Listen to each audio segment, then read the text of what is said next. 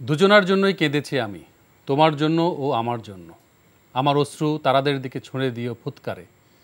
তোমার পৃথিবী আলোকিত মুক্তির আলোয়, আমার পৃথিবী ধাবমান ছায়ায় নিমজ্জিত, এবং তুমি এবং আমি কোথাও শূন্যতায় মিশে যাব সমাপ্তিতে। পৃথিবীর সুন্দরতম কবিতাও নিস্তব্ধ হয়ে যাবে।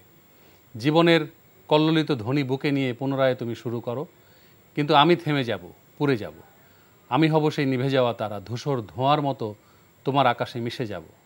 আমি হব সেই নিভে যাওয়া তারা, ধূসর ধোঁয়ার মতো তোমার আকাশে মিশে যাব। ইরানের কবি ও শিক্ষক পার্নি আব্বাসির লেখা শেষ কবিতা নিভে যাওয়া তারা, যিনি গত 13 জুন ইসরায়েলের বিমান আক্রমণে মাত্র 23 বছর বয়সে নিজ গৃহে সপরিবারে মৃত্যুবরণ করেন। পার্সিয়ান ভাষায় লেখা কবিতাটির ইংরেজি অনুবাদ করেছেন গাজালা মোসাদ্দেক এবং বাংলায় অনুবাদ করেছেন তারেক সুজাত।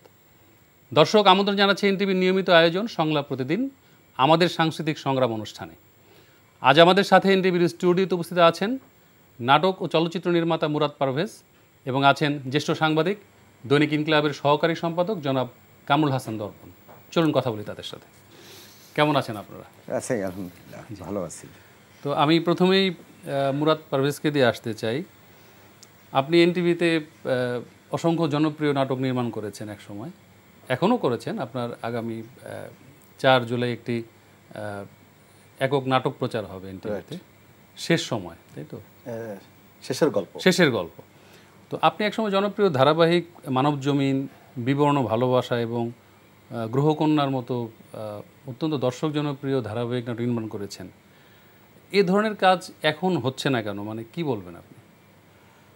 আসলে তখন আমরা যখন গ্রহকন্যা করেছি, বিবর্ণ ভালোবাসা করেছি, ইভেন মানবজমিন করেছি, তখন চ্যানেল এই ধরনের নাটকগুলো পছন্দ করত, তথা দর্শক পছন্দ করত। জি। পরবর্তী সময় চ্যানেল এবং দর্শক, আমার ধারণা যে চ্যানেল এগুলোকে ইগনোর করা শুরু করলো। তাদের বক্তব্য ছিল যে এই ধরনের নাটকগুলো দর্শক দেখে না। জি। তো যেহেতু চ্যানেল পছন্দ করলো না, তাহলে আমরা বানাবো কার জন্য?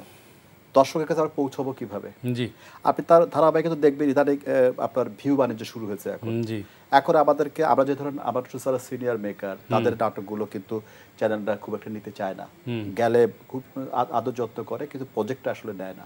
বিকজ ভাই আপনারা তো পুরাতন হয়ে গেছেন, এখন তো অন্য টাইপের গল্প হয়। ইভেন আমাদেরকে যদি বলা হয় এরকম নাটক তৈরি করতে, তাও আমরা পারবো না। তো সময়টা এত বেশি বদলে গেছে যে কারণে আমরা ওই ধরনের নাটক আর করতে পারি না। তারপরও কখনো কখনো কোনো চ্যানেল আমরা যে নির্মাণগুলো করি সেগুলো পছন্দ করে, তারা আমাদেরকে অ্যাপ্রিসিয়েট করে এবং সেগুলো অন এয়ার যায়। আমি পার্শ্ববর্তী চ্যানেলে একটা নাটক করি, সিরিয়াল, সেটাও এরকম সিরিয়াস টাইপের একটা গল্প, যেটা 4 তারিখে যাবে এনটিভিতে, সেটাও কিন্তু সিরিয়াস টাইপের গল্প। একেবারে হচ্ছে না তা না, কিন্তু তার সংখ্যা খুবই কম। গল্প সিরিয়াস বা কমেডি বা মানে যে ধরনের গল্প হোক, ভালো গল্পই তো আসলে মানে হওয়া উচিত। এক্স্যাক্টলি।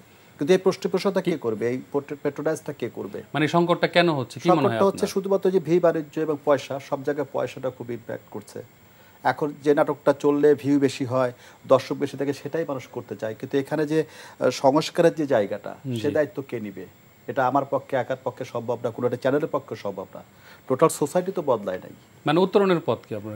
আমার কাছে মনে হয় না যে খুব বেশি করে উত্তরণের কোনো পথ আছে। বিকজ নৈতিকতা শিখে আমরা জন্মপথ থেকে শিখে আসা শুরু করি। এটা কি সময়ের দাবি বা মানুষ কি অস্থির, এটা বলবেন নাকি মানুষ খুব অল্পতেই বিনোদিত হতে চায়? আমাদের মনে হয় বিশেষ করে আমাদের দেশে এবং আমাদের সাবকন্টিনেন্টে এই যে নৈতিকতার জায়গাটা ভেঙে পড়েছে, এটা একদিনের ব্যাপার না, কিন্তু অনেক দিনের ব্যাপার। আপনি একসময় খেয়াল করবেন যে আমাদের একসময় সিনেমা ছিল, এখন সিনেমা নাই। নাই কেন? একসময় হঠাৎ করে শুরু হলো অশ্লীল সিনেমা। এই অশ্লীল সিনেমা বাংলাদেশে কে ঢুকে দিল? এটা কোন রাজনীতি? এটা একদিনে তো হয় নাই। আপনি আজকে রেজাল্ট যেটা সাফার করছেন, আমাদের রুচি নষ্ট হয়ে গেছে, এটা তো একদিনের ঘটনা না। এটা দীর্ঘদিন ধরে পুশ করা হয়েছে, এবং কিভাবে কে কারা পুশ করেছে, কারা পুশ করিয়েছে, এটা আপনারা জানেন, আমরা সবাই জানি, কিন্তু বলছি না, বা বললে কোনো লাভ নেই। নিশ্চয়ই এগুলো নিয়ে অনেক আলোচনা হওয়া উচিত এবং আলোচনার দাবি রাখে। আমরা নিশ্চয়ই এগুলো অনুষ্ঠানে আরও আলোচনা করব। তো আমি কামরুল হাসান দর্পণের কাছে আসতে চাই যে একটি দীর্ঘ সময় ধরে আপনি সাংবাদিকতার সঙ্গে যুক্ত আছেন, এবং সাংবাদিক এবং শিল্পী বা বিনোদন সাংবাদিকরা যে সমস্ত সেক্টর নিয়ে কাজ করে থাকেন, তাদের সাথে আসলে সম্পর্কটা কেমন হওয়া উচিত? আমরা প্রায় দেখি ইদানিং যে শিল্পীর সাথে সাংবাদিকের সাথে শিল্পীর সম্পর্কের অবনতি বা খুব ছোটোখাটো বিষয় লেগে যাচ্ছে, এটাকে কি বলবেন? আসলে মূল বিষয়টা হচ্ছে যে আপনার যে গণমাধ্যম কর্মী, সাংবাদিক যাই বলেন না কেন, সেটা হচ্ছে যে প্রফেশনালিজমটা হলো সবার আগে, জি। পেশাদারিত্বের বিষয়টা। আমি সাংবাদিক, একজন সাংবাদিককে এই জিনিসটা মনে রাখতে হবে যে আমি সাংবাদিক, আমি কেন সাংবাদিক, কোন জায়গার সাংবাদিক, কোন বিটের সাংবাদিক, সেই সম্পর্কে আমাকে পেশাদার মনোভাবটা ধারণ করতে আমার দায়িত্ব কতটুকু, আমার আমার লিমিটেশন দায়িত্বটা কতটুকু। কতটুকু। হ্যাঁ, বিনোদন সাংবাদিক যারা আছে তাদের দায়িত্ব শিল্পীদের সাথে কাজ করা, শিল্পী, নির্মাতা, প্রযোজক যারা আছে, স্টেক হোল্ডার যারা আছে, তাদের সাথে কাজ করা, এটাই খুব স্বাভাবিক একটা বিষয়। সেটার সুসম্পর্কের মাধ্যমে মূল বিষয়টা হচ্ছে যে তথ্যটা সংগ্রহ করে সেটা পাঠকদের সামনে বা দর্শকদের সামনে সেটা উপস্থাপন করা হলো সাংবাদিকের মূল কাজ। সেটা সেই ক্ষেত্রে 100% প্রফেশনালিজমটা থাকাটা দরকার এবং সঠিক তথ্যটা থাকা দরকার। আবার মুখরোচক যে কিছু হয় না, যেহেতু শোবিজের ইয়েতে হয়, স্ক্যান্ডালের ক্ষেত্রে হয় অনেক সময়। আমরা যখন একটা সময় আমরা এই সাংবাদিকতা করেছি, আমাদের সাথে শিল্পীদের, সিনিয়র যারা শিল্পী ছিলেন তাদের সাথে খুব ভালো সম্পর্ক ছিল এবং তখন তাদের প্রেম, বিয়ে, এর এইসব বিষয়গুলো কিন্তু নিউজ হতো, যেগুলোকে সসি আইটেম বলা হয়, মানে একটু জুসি আইটেম বলা হয়। তো সেসব নিউজ কিন্তু আমরা যখন করতাম সেটা অনেকটা গঠনমূলক এবং শালীনতার মধ্য দিয়ে আমরা সেটাকে প্রেজেন্ট করতাম। এতে হয়তো ওই শিল্পী একটু নাখুশিতে আবার আনন্দিত হতো। জি। কারণ আবার অনেক শিল্পী আছে যে সে চাইতো যে তার একটা প্রেমের নিউজ বা প্রেমের গুঞ্জন একটু ভাইরাল হয়ে যাবে, একটু আলোচনায় চলে আসে। সেই সময়টা এটা ছিল, এটা একটা ইয়ে হতো। অর্থাৎ স্ক্যান্ডালটাকে তখন বলা হতো যে শিল্পীদের অর্নামেন্ট। জি। অর্থাৎ একজন শিল্পীর জীবনে স্ক্যান্ডাল হয় কাদের নিয়ে? যাদের দর্শকপ্রিয়তা অনেক তুঙ্গে, জি, যারা দর্শক থাকে, তাদের দর্শক যাদের প্রতি আগ্রহী বেশি, তাদের কৌতূহল বেশি, তাদের এই বিষয়গুলা তাদের প্রতি আগ্রহ থাকে। তো সেই তাদের দর্শক বা পাঠকের তৃষ্ণাটা মেটানোর জন্যই আমরা এটা। আবার স্ক্যান্ডাল যে সবসময় স্ক্যান্ডাল থাকতো তাও কিন্তু না। জি। দেখা যেত যে আমরা যে জিনিসটা, সাংবাদিকরা যে জিনিসটা তার একজনের প্রেম বা বিয়ে হয়ে গেছে এটা আগে প্রকাশ করলো, এটাকে বিভিন্ন তথ্য বা সূত্রের মাধ্যমে করতো, সেটা সম্পূর্ণরূপে অস্বীকার করতো সংশ্লিষ্ট সেই আর্টিস্ট, শিল্পী, ডিরেক্টর, প্রডিউসার যাই হোক না কেন। তো পরবর্তীতে দেখা গেল যে তারা কিন্তু এই ঘটনার সত্য তারা বিয়ে করছে। তখন যদি জিজ্ঞেস করা হইতো, তার আগে কিন্তু মোটামুটি রাগ, ক্ষোভ, এটা সেটা ছিল, ওই সাংবাদিকের সাথে ছিল, থাকতো। পরবর্তীতে যখন জিজ্ঞেস করা যে বিয়ে তো করলেন এখন, ঠিক আছে এই তো করে ফেললাম আর কি। তো বিষয়গুলো এরকম। তবে প্রফেশনালিজমটা অবশ্যই যে থাকতে হয়। আমি যেমন ব্যক্তিগতভাবে যেটা মনে করি যে প্রত্যেক আর্টিস্টের, নির্মাতা যাদের সাথে আছে তাদের সাথে একজন সাংবাদিকের প্রফেশনাল রিলেশনশিপটা থাকা দরকার, not personal relationship. Personal relationship হলো যে সেটা ভিন্ন জিনিস। এটা কাজের বাইরে, যেহেতু আমরা একটা সেতু বন্ধনের মতোই কাজ করে বিনোদন জগতের সাংবাদিক আর মিডিয়া যারা আছে, এটা কিন্তু তাদের মধ্যে একটা সেতু বন্ধন কাজ করে এবং একটা পরিবারের মতো আর কি। একটা পরিবারের মধ্যে যেমন মান অভিমান বা অর্থাৎ একই সাথে পরিপূরক হিসাবে তারা কাজটা করে, অর্থাৎ প্যারালাল ওয়েতে যাওয়া, তথ্যের আদান প্রদান উভয়ের ক্ষেত্রেই এটা প্রয়োজন, উভয়েরই প্রয়োজনে উভয়ের কি দরকার। বিষয়টা হলো এরকম। সো পেশাদারিত্ব, প্রফেশনালিজমটা ইজ ভেরি ইম্পর্টেন্ট। তো এই জিনিসগুলোই আসলে এখনকার যারা আছে নতুন প্রজন্মের, এরা আসলে এই থেকে বলতে দ্বিধা নাই। অনেকেই দূরে সরে গেছে, অনেকেই গেছে। যে উনি মুরাদ ভাই বললেন যে ভিউ বাণিজ্যের যে বিষয়টা, এই ভিউ বাণিজ্যটা শুধুমাত্র যে আর্টিস্টদের ক্ষেত্রে বা নির্মাতাদের ক্ষেত্রে সেটা না, এটা অনেক ক্ষেত্রে যারা ইউটিউবার আছে, ইউটিউবারদের ক্ষেত্রে এটা বড় কিছু হয়ে দাঁড়াচ্ছে। যে কারণ তাদের দরকার এবং একজন আর্টিস্টকে দেখা গেল যে খুঁচিয়ে তার একটা বেফাস কথাবার্তা বা একটা বিতর্কিত কথা বের করা, মন্তব্য বের করা, ওটাই তার জন্য বড় পুঁজি। একটা ভালো কথা বলতে যাক, একটা ভালো কথা করুন, সেটা কিন্তু তার কাছে কোনো মূল্য নেই। আমি এই প্রশ্নে আবার অবশ্যই আসবো। আমি একটু মুরাদ পারভেজকে আসতে চাই যে আপনি এক সময় চন্দ্রগ্রহণ এবং বৃহন্নলার মতো ছবি নির্মাণ করেছেন এবং তাও একটা মানে দীর্ঘদিন আগে, এবং সেই সময় সেই ছবিগুলো সুধীর মহলে প্রশংসিত হয়েছে, আবার কিছু কাজ নিয়ে বিতর্কেরও মানবতারণা হতে আমরা দেখেছি। তো এত দীর্ঘ লম্বা গ্যাপ এবং কোনো নতুন কোনো কাজ হচ্ছে না, সেই বিতর্কের বিষয়ে একটু বলবেন, আর নতুন কাজের গল্পটা যদি একটু বলেন। আসলে আমি যখন প্রথম সিনেমা বানাই 2008-এ চন্দ্রগ্রহণ বানাই, এবং তার ঠিক 7 বছর পর বানাই আমি বৃহন্নলা। আর এখন সেটা 7 বছর 8 বছরের জায়গায় চলে এসে আর একটা বানানোর সময় এসছে। মানে প্রত্যেকটা সিনেমার পেছনে আমার 7-8 বছরের একটা প্রিপারেশন রয়েছে। এটা প্রিপারেশন বলা যাবে না, বলা সত্য কথা যেটা সেটা হচ্ছে যে আমি প্রডিউসার পাচ্ছি না বা আমি অ্যাকোমোডেট করতে পারছি না। আর এখন তো বিষয়টা আরো কঠিন হয়ে গেছে, এখন সিনেমাই হয় না। আপনি যেসব সিনেমা দেখেন বছরে 2টো সিনেমা করে সাকিব খান, সেটা দিয়ে আমরা হইচই করি, বাকি সময় তো সিনেমা চলে না, হয় না। তাহলে সিনেমা করে কি হবে, কোথায় চলবে? এই জায়গাটা রাজনীতি আছে, ব্যবসাটা কিভাবে হবে? হ্যাঁ, সিনেমাটা কেন হয় না? আগে হতো যখন 1200 সিনেমা হল ছিল, পরবর্তী আমি যখন সিনেমা করেছি চন্দ্রগ্রহণ তখন 1200 সিনেমা হল, 1200 সিনেমা হল। হ্যাঁ, এখন কিন্তু 80-90টা বেশি সিনেমা হল নাই, তার ম্যাক্সিমাম হচ্ছে সিনেপ্লেক্স। তো একটা আপনি যদি বলাকা সিনেমা হলে যান ওখানে হচ্ছে 1200 সিট, আর আপনি সিনেপ্লেক্সে যান মাত্র 150 থেকে 200 বা 250 সিট। তো একটা আপনি যখন ফুল হাউসফুল সিনেমা দেখছেন বলাকাতে, তার মানে সিনেপ্লেক্সের হাউসফুল কিন্তু এক জিনিস না। তো সিনেমাটা হচ্ছে না, হবে না, সেখানে আমি সিনেমা কি করে করবো? আমি তো কখনোই সাকিব খান যে ধরনের কমার্শিয়াল সিনেমার যে জায়গাটা বলি ওইটা তো আমি কখনো তৈরি করতে পারিনি, আমি শিখিও নি। ইভেন এবার ঈদে যদি আমি বলি যে আপনার 5টা বা 6টা ছবি মুক্তি পেয়েছে, তার সবগুলো ছবি আদৌ ব্যবসা করতে পেরেছে কিনা বা তার সঠিক পরিসংখ্যানও কিন্তু আমাদের হাতে নেই। এটা অনেক বিতর্ক আছে। এবং আপনি এখন হচ্ছে কি সিনেমাটাকে বলা হতো অন্য সিনেমা বলা হতো, এখন কিন্তু এটা কন্টেন্ট বলা হয়। কন্টেন্টটা কিরকম? ধরুন আপনি মুড়ি কিনে খেলেন, মুড়িটা ফ্রেশ সাদা মুড়ি, এটা হচ্ছে সিনেমা। আর যখন মুড়ির মধ্যে আপনি এটা ওটা মিশালেন, ঝালটা দিলেন, কন্টেন্ট। এখনকার সময়টা হচ্ছে কন্টেন্টের। তা আমি অ্যাজ এ মেকার, আমি কন্টেন্ট মেকার না, আমি সিনেমা বানাতে চাই। তো এটা একটা প্রধান কারণ। আর এখন সবাই কন্টেন্ট পছন্দ করে, সিনেমা না। দর্শক এখন কন্টেন্ট দেখতে চায়। আপনার আমরা যদি বলি যে প্রথম ছবি চন্দ্রগ্রহণ, প্রথম ছবি দিয়েই আপনি একেবারে বাজিমাত করেছিলেন এবং ব্যাপক প্রশংসিত হয়েছে, এবং দেশে এবং বিদেশে এটা নানান জায়গায় নানান উৎসবে পুরস্কৃত হয়েছে। এবং চন্দ্রগ্রহণ ওই সময় 7টি সম্ভবত জাতীয় চলচ্চিত্র পুরস্কার অর্জন করেছে। তো এত আলোচিত একজন নির্মাতা, এবং আপনি পরবর্তীতে আপনি বৃহন্নলা নির্মাণ করেছেন, কিন্তু এত দীর্ঘ সময়ে যদি একটি ছবি না আসে তাহলে ভালো ফিল্ম মেকার আসলে টিকে থাকবে কিভাবে? ভালো মেকার টেকার বাংলাদেশে কোনো সুযোগই নেই। যেমন আপনি বিতর্কের কথা বললেন, বিতর্কের কথাটা আমি এটা নিয়ে কখনো কোথাও কিছু বলি না, বিকজ আমার বলতে খারাপ লাগে। জি। তা সেই বিতর্কের জায়গাটা যদি বলেন, আমাকে পানিশ করা হলো, আমার অ্যাওয়ার্ড নিয়ে নেওয়া হলো।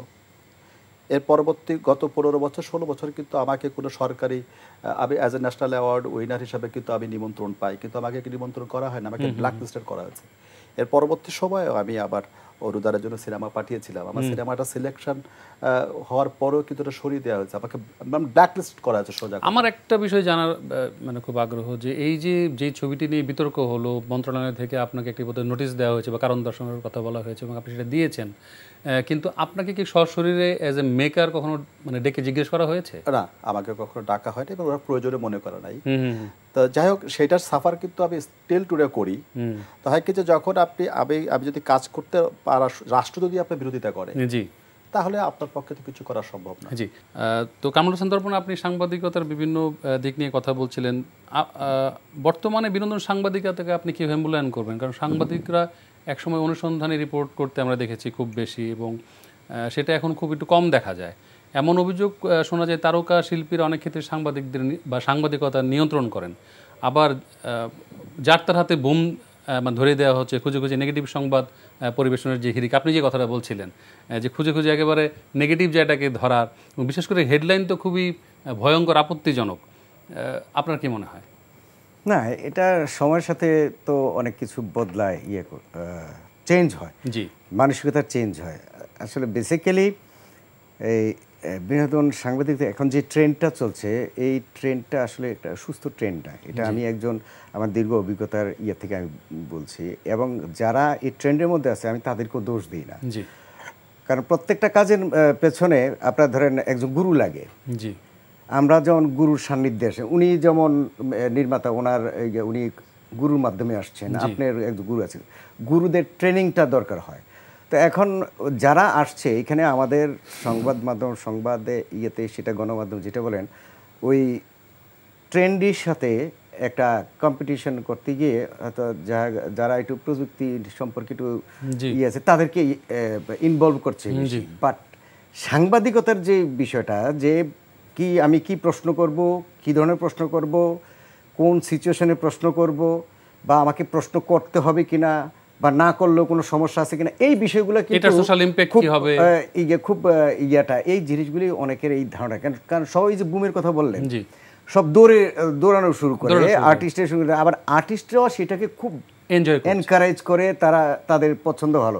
আরেকটা জিনিস যে বিষয়টা হচ্ছে, আমাদের দেশের শিল্পীরা আসলে তাদের নিজস্ব এই অনুসন্ধানী যে রিপোর্টের কথাটা বললেন, এটা হয় না। এটা একটা কারণ আছে, একটা যেমন আমাদের সাংবাদিকদেরকে ওইভাবে একটা ইনস্টিটিউশনাল বা এনভায়রনমেন্ট, গুরুমুখী শিক্ষা যেটাকে বলে, সেটা যেমন একটা ল্যাকিংস আছে। আবার অনেক শিল্পী আছে, নির্মাতা আছে, সেটা তারা এখন সোশ্যাল মিডিয়ার যুগে তাদের টুইটার, ফেসবুকের মাধ্যমে তাদের ইয়াগুলি জানায় দিচ্ছে। ইন্টারেস্টিং বিষয় হচ্ছে যে আপনি ধরেন এই যেমন কণা, সঙ্গীত শিল্পী কণা, তার বিয়ের বিচ্ছেদের কথা তিনি নিজেই প্রকাশ করে দিলেন, অথচ এই বিষয়টা খুঁজে বের করার দায়িত্ব ছিল হলো সাংবাদিকদের, কিন্তু সেই সুযোগটা কিন্তু উনি দেন, অর্থাৎ প্রকাশ করে দিচ্ছেন। একজন শিল্পী কি কাজ করছে সেগুলো প্রকাশ করে দিচ্ছেন, টোটাল ডিটেল বলে দিচ্ছেন। তাহলে কি দাঁড়াচ্ছে, যে সাংবাদিকদের এই কাজটা আর সাংবাদিকদের কাছে রইল না, এটার ইম্প্যাক্টটা হচ্ছে ওই শিল্পী যে রাগ ঢাক, যে স্টার, যে রাগ ঢাক, আপনি দেখবেন শাহরুখ বলেন, সালমান বলেন, ওয়ার্ল্ডের যারা বিখ্যাত আছে, তারা কিন্তু তাদের কাজে শুধু একটা হিন্ট দেয়, যে একটা পোস্টার বা একটা লুক প্রকাশ করে, দ্যাটস অল, ছোট্ট করে ইয়ে করে। কিন্তু আমাদের এখানে হচ্ছে কি, যে ডিটেলটাই বলে দিচ্ছে, মানে অর্থাৎ তারকা বা স্টাররা তারা নিজেদের সংবাদ পরিবেশন করছে। তাহলে এখন সাংবাদিকের মাধ্যমে যে সংবাদ পরিবেশনের যে ভ্যালুয়েশনটা থাকে, যে মূল্যটা থাকে, এখন নিজের ঢোল যদি আমি নিজেই পিটাই, তাহলে এটা তো আর ভালো লাগে না। কিন্তু এই ঢোলটা তো পিটানোর কথা কার? সাংবাদিক পিটানোর কথা। তো এই কাজটা না হওয়ার কারণে ওই যে আপনি যেটা বললেন, যে ইনভেস্টিগেটিভ যে রিপোর্ট, সেই অনুসন্ধানী রিপোর্ট, সেগুলা এই ক্ষেত্রে কম হচ্ছে। হ্যাঁ, অন্যান্য ক্ষেত্রে সেগুলো হচ্ছে, যেখানে আপনার প্রশাসনিক লেভেল বা অন্যান্য যে সব ক্ষেত্রে। তো এইখানে যদি আপনি আপনার নিজের কথাই নিজে বলে দেন, তাহলে তো এখানে সাংবাদিকের কোনো কাজ থাকে না, ওই আপনার কথাটাই এরা রিপিট করতে হচ্ছে তার গণমাধ্যমে, কিছু বলার থাকে না। জি, নিশ্চয়ই। তো মুরাদ পারভেজ, একজন শিল্পীর রাজনৈতিক পরিচয় বা সরাসরি দলের হয়ে যে কাজ করার বিষয়টিকে আপনি কিভাবে ব্যাখ্যা করেন? আসলে আমার মনে হয় যে শিল্পী তো আসলে রাজনীতির বাইরে না, কোনো মানুষই রাজনীতির বাইরে না। যদি সে নাগরিক হয়, তা নাগরিকের আদর্শগত জায়গা থেকে তার সে কোনো একটা দলের থাকতে হবে। কিন্তু সেই রাজনীতিটাকে সে কিভাবে ইউজ করছে সেটা হচ্ছে বিষয়। আপনি যদি দেখেন হলিউডের শোয়ার্জনিগার, সেও কিন্তু একসময় মেয়র ছিল। আমাদের ইন্ডিয়াতে অনেকেই আছেন, সুনীল দত্ত ছিলেন, শাহবাজ আজমি ছিলেন, আমাদের দেশেও থাকতে পারে, কিন্তু দোষের কিছু নাই। দোষটা ওরা তখনই বিপদে পড়ে যখন দল পুরো গর্হিত কাজ করে, তখন ওটা সাফার আমাদেরকে করতে হয়, যারা আমরা শিল্পী হয়ে রাজনীতি করতে চাই। কিন্তু রাজনীতির বাইরে কিন্তু কেউ না। আমি এটা খুব বেশি দোষের কিছু দেখি না, কিন্তু আমাদের এট দ্য সেম টাইম আমাদেরকে বেয়ার করতে হয় ওই দায়িত্বগুলো, পাওয়ার এক্সারসাইজ করা, তাই না? একদম তাই। দর্পণ ভাই কিভাবে মানে বিষয়টা ব্যাখ্যা করবেন? আমার একটি বিষয় জানার ছিল যে আপনি দীর্ঘ সাংবাদিকতার জীবনে আপনার কত বছর চলছে সাংবাদিকতার? এখন 30 years, মানে একটা দীর্ঘ সময়। তো এই দীর্ঘ সময় আপনাকে কি এমন কোনো সংকটে বা মানে সমস্যায় পড়তে হয়েছে যে রাজনৈতিক, আমাদের শিল্পীদের রাজনৈতিক প্রভাব মানে আপনার এসেছে? এই বিষয়টা নিয়ে আমি কখনো লাস্ট যে 1.5 decade, মানে 1.5 দশক ধরে যে শিল্পীদের যে বিষয়গুলো দেখছি, ন্যাক্কারজনক। এটা একজন সাংবাদিক হিসেবে একজন শিল্পী, তার আদর্শ থাকতেই পারে, রাজনৈতিক আইডিওলজি তার থাকতেই পারে, এতে কোনো দোষের কিছু নেই। কিন্তু প্রথমে তাকে মনে রাখা উচিত, তিনি কি রাজনীতিবিদ হতে চেয়েছিলেন না শিল্পী হতে চেয়েছিলেন? আমি সাংবাদিক হতে চেয়েছি, আমি ওইভাবেই আমাকে তৈরি করছি।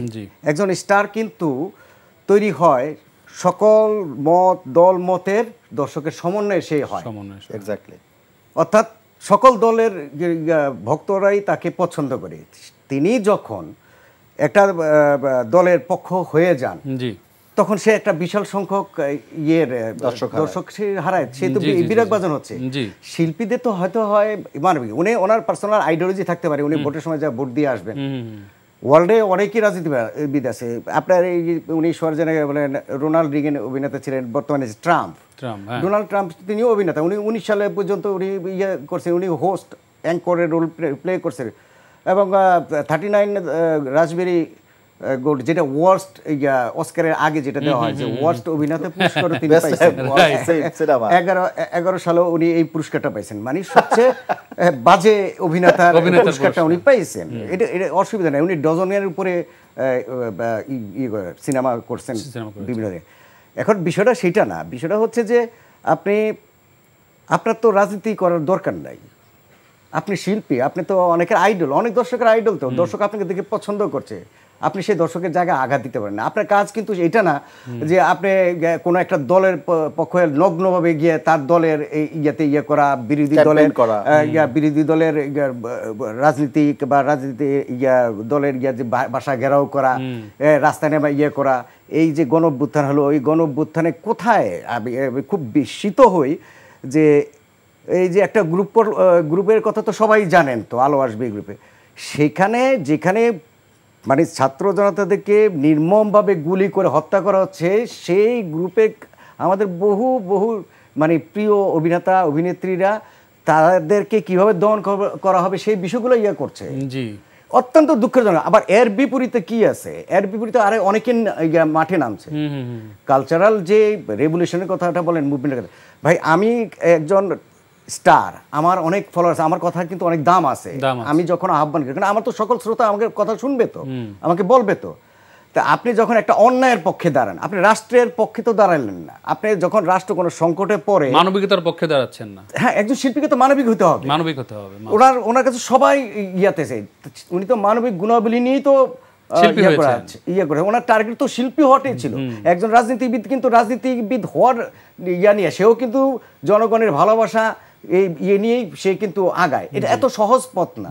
তা আপনি সেটা ইয়ে করে একটা পক্ষাবলম্বন করে সেটা, আপনি যদি আনুষ্ঠানিকভাবে ঘোষণা দিয়ে যোগ দেন কোনো সমস্যা নেই, আপনি করেন, রাজনীতি করেন, করছেন না, অনেকে করছে, তো ওয়ার্ল্ডে অনেকেই আছে। জ্যালোনিস্কি একজন বি ক্লাসের কি কমেডিয়ান ছিলেন, কমেডিয়ান, এখনো তো সে, আপনি ঘোষণাটা তাহলে দেন, কিন্তু ঘোষণা না দিয়ে আপনি একটা দলের নগ্নভাবে যে সেটা আপনি পক্ষ অবলম্বন করছেন, নমিনেশনের জন্য সমানের লাইন দিচ্ছেন, খুব মানে দুঃখজনক, এটা দেখতে খুব বাজে লাগছে, খুবই বাজে বিষয়ে দাঁড়িয়েছে।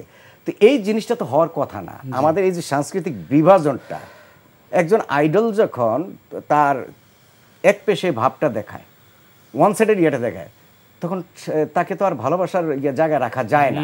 একটা শ্রেণীর কাছে হয়তো সে রাখছে, কিন্তু সে তো গড়ে উঠছে সকলের ভালোবাসা। অথচ এখন কিন্তু আমরা তাদের পরিণতিও দেখতে পাচ্ছি, তারা কিন্তু একেবারে জনসমক্ষেও আসতে পারছে না। সেটাও তাহলে কেন? এই যে উনি তো যারা জনসমক্ষে আসতে পারছে না, ওনারা তো স্টার হয়েছিলেন, তাই না? তাহলে তাদের এই পতনটা কেন হলো, এটা কি ওনারা একটু ভেবে দেখেছেন? আপনার রাজ্জাকের কথা ধরেন, উনি তো নায়ক রাজ,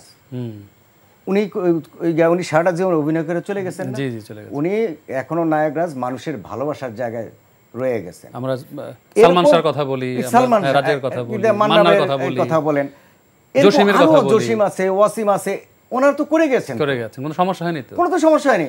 ওনারা দর্শকের সেই ভালোবাসার জায়গায় আছে। এখন ওনারা কোথায়? যারা এই আপনার ফেসিজমের পক্ষে, স্বৈরাচারের পক্ষে যে ইয়েটা করলো, ক্যাম্পেইনটা করছে, দর্শকদের ক্যাম্পেইন করছে, ইয়ে করছে, ভাই আপনার নাম, খ্যাতি, যশ কোনোটাই তো আপনি কম পাননি, সেই সবগুলো আছে না আপনার। আপনার তাহলে কি আলাদাভাবে নাম, খ্যাতি, যশ পাওয়ার জন্য একটা পলিটিক্যাল পার্টির সাথে যে অ্যালাইন করতে হবে, তার প্রচারণা চালাতে হবে? কেন? তাহলে এইটার থেকে শিক্ষা নেওয়ার বিষয় আছে। এখনকার যারা প্রজন্ম আছে তাদের শিক্ষা নেওয়ার বিষয়। আপনি যদি শিল্পী হতে চান, আপনি শিল্পী থাকেন, শিল্পীদের তো মানবিক গুণাবলী সম্পন্ন হয়, মানবিক হতে হয়, কারণ প্রত্যেকে উপরের তাদেরকে হকাই, অর্থাৎ আপনার চিলের দৃষ্টিতে সবাইকে দেখতে হবে, সেই জিনিসটা তাদের খেয়াল রাখতে হবে। এখন ধরেন এই যে জিনিসটা, যে নজিরটা স্থাপিত হলো, এটা খুব খারাপ। আপনি রাজনীতি করলে, আমি আবারও বলছি, রাজনীতি করলে কোনো সমস্যা, আপনি ঘোষণা দেন, অভিনয় ছেড়ে দেন, হয় অভিনয় ছেড়ে দেন, এই সবই ছেড়ে দিয়ে আপনি রাজনীতি করেন, কেউ কিছু মনে করবে না, ইয়ে করবে না যে আপনি ঘোষণা দিয়ে। তো ঘোষণা না দিয়ে আপনি অভিনয় করছেন, আপনি দর্শকের সাথে প্রতারণা করছেন, আপনি ভক্তদের সাথে আপনি প্রতারণা জি, জি, করছেন। নিশ্চয়ই, বিষয়টা এই জিনিসটা তো কখনো অ্যাকসেপ্টেবল না। জি নিশ্চয়ই, আমরা আবার এই আলোচনা আসবো। তো মুরাদ পারভেজ, আপনার পরবর্তী মানে কাজ বা ছবির যদি কথা বলি, তার প্রস্তুতি সম্পর্কে একটু বলবেন। আমি নতুন একটা সিনেমা করার ট্রাই করছি, হয়তোবা খুব জলদি আমরা এটার ঘোষণা দিতে পারবো। নাম হচ্ছে নীলঘুড়ি। নীলঘুড়ি? হ্যাঁ, নীলঘুড়ি। ঘুড়ি? হ্যাঁ, ঘুড়ি। এটার কাজ চলছে, দেখা যাক, আল্লাহ ভরসা। কবে নাগাদ শুটিং শুরু করব? আমরা সব আশা করছি যে নভেম্বর ডিসেম্বরের দিকে শুটিংয়ে যাব। আচ্ছা, একদম খুব প্রাথমিক জায়গায় আমরা রয়েছি। এটা গত বছরই করার কথা ছিল, কিন্তু পলিটিক্যাল চেঞ্জের কারণে ওইসব একটা পরিবেশটা এরকম ছিল না, জি, এই জন্য আর হয়নি। দেখা যাক এবারে। তো আমি আপনার কাছে একটা প্রশ্ন রাখতেই চাই, একেবারে মানে ছোট্ট করে যদি বলতেন অনুষ্ঠানের শেষ পর্যায়ে, যে নতুন প্রজন্মের কেউ যদি আসলে নির্মাতা হতে চায়, তার এই সময়ে এসে আপনার তাদের প্রতি পরামর্শ কি থাকবে? আসলে এখন তো আমরা যেভাবে কাজ শিখেছি সেটা তো আসলে খুব ডিফারেন্ট ওয়েতে শিখেছি আমরা, যেটা দর্পণ ভাই বলছিল গুরুমুখী বিদ্যা। এখন তো প্রচুর ইনস্টিটিউট হয়েছে, মানুষ অনেক অনেক ছেলেমেলে দুর্দান্ত কাজ করছে, থিঙ্কিং লেভেল ডিফারেন্ট। আমরা তখন যে কাজটা সবচেয়ে মজার যেটা ব্যাপার হয়েছে, যেটা হচ্ছে আমরা নাটক করেছি, চ্যানেল বলেছে এটা চলবে না, সিগারেট খাচ্ছ কেন হবে না, ড্রিঙ্কস করতে হবে না। এখন তো ওপেন প্ল্যাটফর্ম, সো আপনার মেধা দেখানোর যথেষ্ট সুযোগ রয়েছে এবং দেখাচ্ছে, কিন্তু অনেক ভালো ভালো নির্মাতা বেরিয়েছে। তা আমার তো মনে হয় যে কাজটা করার সুযোগটাই দরকার এবং তার ইচ্ছা শক্তিরই যথেষ্ট। একজন ফিল্ম মেকার সেই হয় যার ইচ্ছাটা আছে, এখানে কোনো অন্য ধরনের পেট্রোলাইজার লাগে না। জি জি, একদমই তাই। তো কামরুল হাসান দর্পণ, একেবারেই অনুষ্ঠানের শেষ পর্যায়ে একটি শেষ প্রশ্ন যদি বলবো, যে একেবারে আপনি বাংলাদেশ চলচ্চিত্র সাংবাদিক সমিতি বাচসাসের বর্তমান সভাপতি পদে মানে বিপুল ভোটে নির্বাচিত হয়েছেন এবং দায়িত্ব পালন করছেন, এবং 1968 সালে যখন এই সংগঠনটি প্রতিষ্ঠিত হয় তখন এটি ছিল পাকিস্তান চলচ্চিত্র সাংবাদিক সমিতি, এবং বর্তমানে যেটি বাংলাদেশ চলচ্চিত্র সাংবাদিক সমিতি হয়েছে। তো এবং আপনি ট্রাবের সঙ্গে যুক্ত আছেন, টেলিভিশন? না, ওইটার সাথে যুক্ত না। আমাদের তো বন্ধুবান্ধব যারা সবাই তো এক একজন এক একটা ইয়াতে আছে। অনেক সময় যদি কেউ কোঅপারেশন চায়, সেটা যদি আমার ইয়ের মধ্যে থাকে, উইদিন মাই লিমিটের মধ্যে থাকে, তাহলে সেটা আমাকে করতে হয়। কলিগ হিসাবে সেগুলি করতে হয়, এটা আমার দায়িত্ব। বাচসাসের মানে কার্যক্রমগুলো এখন কেমন চলছে? হ্যাঁ, আমরা বাচসাসের কার্যক্রম আলহামদুলিল্লাহ ভালোভাবে চালিয়ে যাচ্ছি। বাচসাসের যে কাজগুলো করা, যে মূল বিষয়টার যে আমার প্রথম ইয়েটা হচ্ছে যে সাংবাদিকদের মর্যাদাটা রক্ষা করা। সাংবাদিকদের মর্যাদা রক্ষা করা, সাংবাদিকদের যে মর্যাদাটা সেটাকে অক্ষুণ্ণ অটুট রাখা। চলচ্চিত্র সাংবাদিক উপরে, সেটা শুধু চলচ্চিত্র না, বাচসাস শুধু চলচ্চিত্রের মধ্যে সীমাবদ্ধ না, হোল আপনার কালচার সেক্টরে নিয়ে বাচসাস কাজ করে। তো এখন ধরেন আমাদের যে সাংবাদিকদের যে স্বার্থ সংশ্লিষ্ট বিষয়, সংগঠন হিসেবে সেটা দেখা দায়িত্ব আমাদের। এই বিষয়টা নিয়ে আমরা কাজ করছি। পাশাপাশি বাচসাসের যে এই সাংস্কৃতিক অঙ্গন এবং বাচসাসের মধ্যে এটা যে সেতুবন্ধনটা কিন্তু বাচসাস সেটা রক্ষা করে, এবং প্রত্যেকের সাথে সুসম্পর্কের মধ্যে পারস্পরিক সহযোগিতা, সহমর্মিতা, সমঝোতার মাধ্যমে আমরা কিন্তু কাজ করি। তো এখন বিষয়টা হয়ে গেছে যে অনেক সময় সাংবাদিকদের ক্ষেত্রে ওই যেটা আপনি বলছিলেন যে কোনো ধরনের অনাকাঙ্ক্ষিত ঘটনা ঘটে, সেক্ষেত্রে বাচসাস সোচ্চার ভূমিকা সবসময় রাখছে, সেটাকে আরও বেশি ইয়ে করে। অর্থাৎ আমাদের কাজ কিন্তু কারোর সাথে মিডিয়ার সাথে ঝগড়াঝাটি করা না, মিডিয়া আর্টিস্ট বলেন যারা সংশ্লিষ্ট আছেন তাদের সাথে কিন্তু ঝগড়াঝাটি ভাই না। আমরা চাচ্ছি, আমাদের দরকারটা হচ্ছে যে ইনফরমেশন, তথ্য সংগ্রহ করা, আমাদের দায়িত্বটা পালন করা। দায়িত্ব পালন করতে গিয়ে অনেক সময় অকওয়ার্ড পজিশনে পড়তে হয়, পরিস্থিতি পড়তে হয়, সেই জিনিসটাকে ইয়ে করে সাংবাদিক নির্যাতনের কথা তো বিগত সময়ে আপনারা জানেন। সেই ধরনের ঘটনা যাতে না ঘটে আমরা সেই ইয়েটা করে বাচসাসে অ্যাওয়ার্ডের আমরা সামনে করব। ইতিমধ্যে আমাদের অনেক পরিকল্পনা আছে, ইনশাল্লাহ আশা করি যে সেগুলোর সামনে আপনারা সবাই দেখতে পাবেন। জি জি, আমরা এই বিষয়গুলো নিয়ে আবার আরেকদিন মানে নিশ্চয়ই আরো বিস্তারিত আলোচনা করতে পারবো। আমাদের একেবারেই সময় সীমিত। আপনাদের দুজনকে অসংখ্য ধন্যবাদ। আপনাকে ধন্যবাদ। জি, দর্শক, আপনারা দেখছিলেন সংলাপ প্রতিদিন, আমাদের সাংস্কৃতিক সময় অনুষ্ঠানটি। আমাদের পরবর্তী আয়োজন দেখার আমন্ত্রণ জানিয়ে আজকের মতো এখানে বিদায় নিচ্ছি। ভালো থাকবেন সবাই।